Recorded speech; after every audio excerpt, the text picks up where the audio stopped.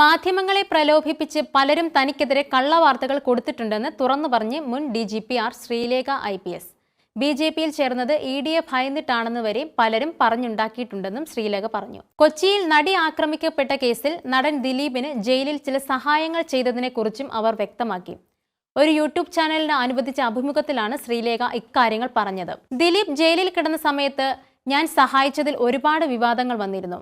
അദ്ദേഹം ഒരു VIP ആയതുകൊണ്ടാണ് ഞാൻ അതൊക്കെ ചെയ്തു തന്ന തരത്തിലായിരുന്നു വിവാദം.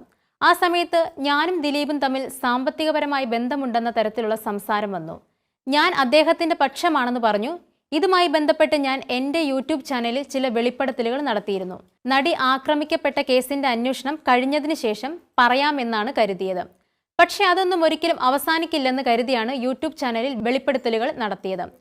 ദിലീപിനെ പിന്തുണച്ചുകൊണ്ടല്ല പറഞ്ഞത്, കേസിന്റെ ശാസ്ത്രീയ തെളിവുകളാണ് അവതരിപ്പിച്ചത്. ഒരു പെൺകുട്ടിയെ പീഡിപ്പിച്ച കേസ് വരുമ്പോൾ ഞാൻ അവരോടൊപ്പമാണ് നിൽക്കേണ്ടത്. ജയിലിൽ വെച്ച് അവശ്യനിലയിലുള്ള ദിലീപിനെ കാണുന്നത് വരെ ഞാൻ അങ്ങനെയായിരുന്നു. അതിനെക്കുറിച്ച് അന്വേഷിച്ചപ്പോഴാണ് കൂടുതൽ കാര്യങ്ങൾ മനസ്സിലായത്.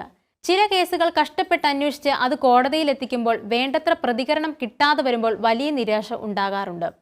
ദിലീപിന്റെ കാര്യത്തിലും മുഖ്യമന്ത്രി ഉൾപ്പെടെയുള്ളവരോട് ഞാൻ വിശദീകരിച്ചു. പക്ഷേ അവർക്കൊക്കെ ഞാൻ പറയുന്നത് അറിയാം, അതവർ അംഗീകരിച്ചിട്ടില്ല.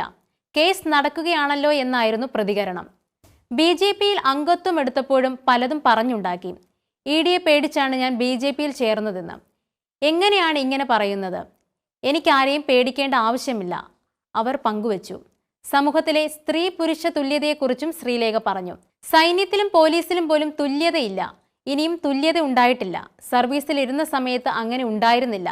കേരളത്തിലെ ആദ്യത്തെ വനിതാ IPS ഉദ്യോഗസ്ഥയായാണ് ഞാൻ കോട്ടയത്ത് ASP ആയി ചുമതലയേൽക്കുന്നത്. എന്നെ സ്വീകരിക്കാൻ ഡിപ്പാർട്ട്മെന്റിന് ചതുർത്ഥിയായിരുന്നു. പക്ഷേ മാധ്യമങ്ങളാണ് എന്നെ പിന്തുണച്ചത്. എനിക്ക് പ്രിയപ്പെട്ടവരായിരുന്നു മാധ്യമങ്ങൾ. പക്ഷേ എന്നിൽ അസൂയയുള്ള ചില ഉദ്യോഗസ്ഥർ മാധ്യമങ്ങളെ പ്രലോഭിപ്പിച്ച് എനിക്കെതിരെ കള്ളവാർത്ത ഉണ്ടാക്കാൻ തുടങ്ങി. തെറ്റാണെന്ന് പറഞ്ഞിട്ട് പോലും ആരും അംഗീകരിച്ചില്ല. എന്നെ അഴിമതിക്കാരിയാക്കിയും ക്രിമിനലുമായി മോശം ബന്ധമുണ്ടെന്ന് പറഞ്ഞ് വാർത്തകൾ കെട്ടിച്ചമയ്ക്കാൻ തുടങ്ങി. അതോടെ മാധ്യമങ്ങളിൽ നിന്നും അകലം പാലിക്കാൻ തുടങ്ങി, ശ്രീലേഖ വ്യക്തമാക്കി.